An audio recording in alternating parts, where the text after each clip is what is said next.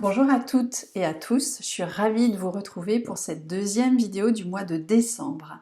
Alors aujourd'hui, on va parler des peurs. Alors effectivement, quand on est leader d'une équipe, on peut tous ressentir des peurs, des inquiétudes, c'est normal.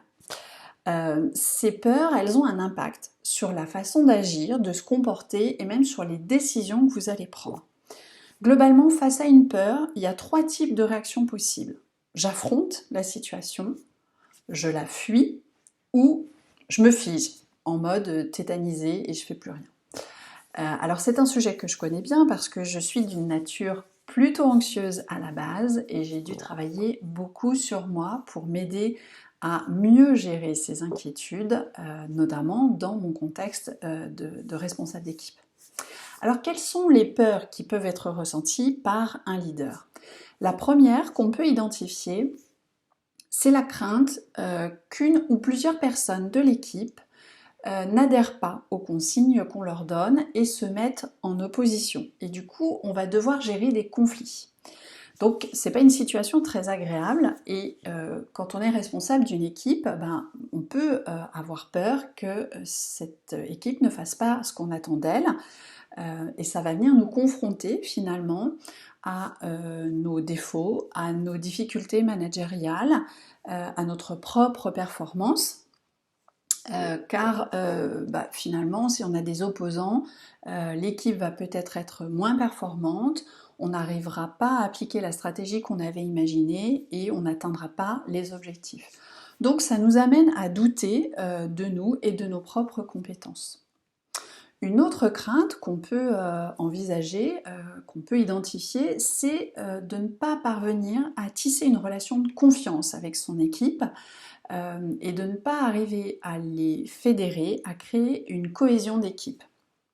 Parce que finalement, si cette équipe est divisée ou qu'elle n'est pas en phase avec son manager, avec son leader, eh bien la motivation va baisser, les actions risquent d'être plus individuelles et la force du collectif ne pourra pas se mettre en action, donc l'équipe ne va pas déployer son plein potentiel malheureusement. Donc ces peurs, elles sont dures à vivre au quotidien pour le manager qui est un peu seul avec ses ressentis.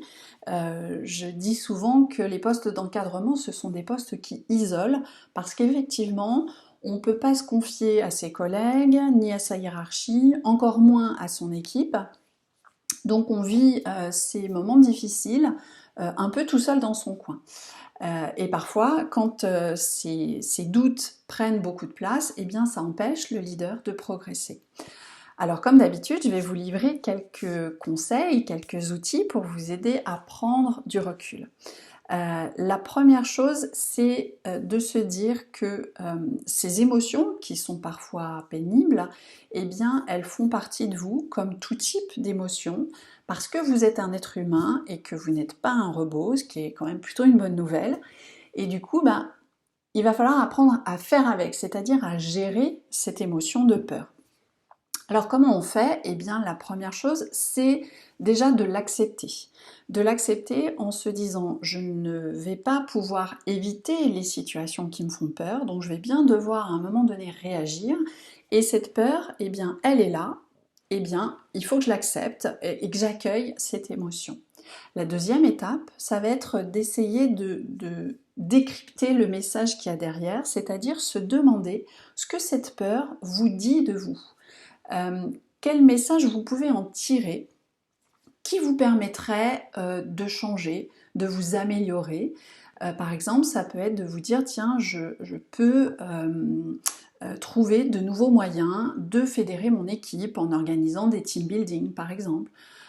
Ou cette peur, eh bien, c'est une occasion pour moi de prendre du recul et d'arrêter de vouloir porter toute seule sur mes épaules le poids de la bonne ambiance dans l'équipe.